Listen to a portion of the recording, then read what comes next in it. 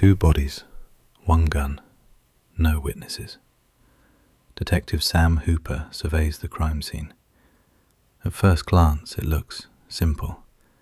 Two fatal shots, clean, precise. To the untrained eye, this appears to be an obvious murder-suicide. But scenes like this are meant to look obvious. That's how mistakes are hidden. Hooper's attention returns to the floor. The shell casings lie close together. Too close. In shootings like this, casings scatter.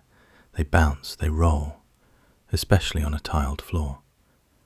But these hadn't. The gun rests just beyond either body's reach. Not thrown, not dropped. It hasn't landed naturally. Hooper has seen what gravity does when control is lost. This doesn't match it. Nothing in the room suggests panic. No struggle. No overturned furniture. Everything is calm. Too calm. Only the low hum of the refrigerator breaks the silence. Steady. Indifferent. There is one detail the scene cannot explain. Time.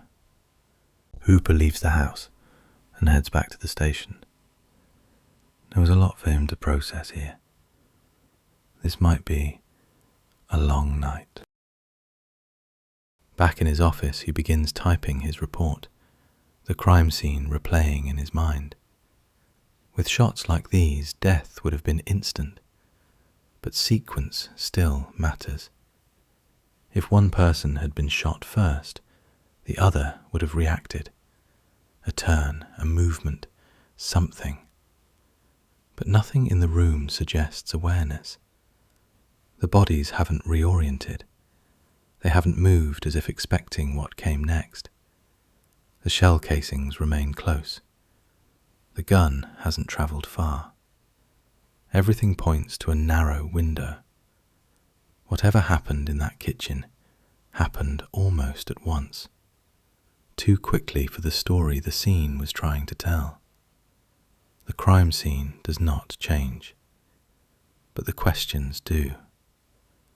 Forensics will answer what the scene itself cannot. Who controlled the weapon? If this was a murder-suicide, one of them would have had to pull the trigger. If this was a double murder, someone else had to be inside the room. But there is no evidence of a third presence. No footprints. No forced entry. No missing weapon. The kitchen looks untouched, almost preserved.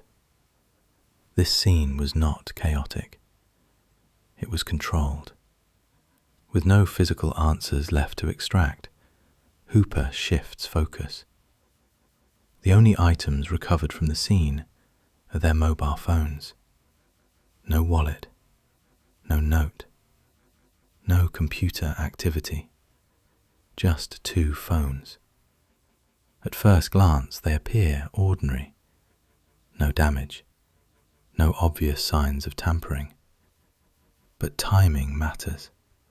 Neither phone shows signs of emergency calls. No outgoing messages. No missed attempts to contact help. Which raises a critical question. Neither attempted to call for help. The question is, when they lost the opportunity to do so. Hooper orders the devices isolated for analysis. Call logs, message histories, location data. Everything becomes relevant. Because whoever controlled the final moments in that kitchen also controlled silence. Hooper begins reconstructing the timeline, not from the position of the bodies, not from the placement of the weapon, but from the last known interactions each victim had with the outside world. The house remains quiet. The neighborhood remains quiet. Yet something happened here that required precision, and precision leaves patterns. The phones are sent for deeper examination, because if someone else was involved, they didn't leave footprints. They left something far harder to erase. Digital traces.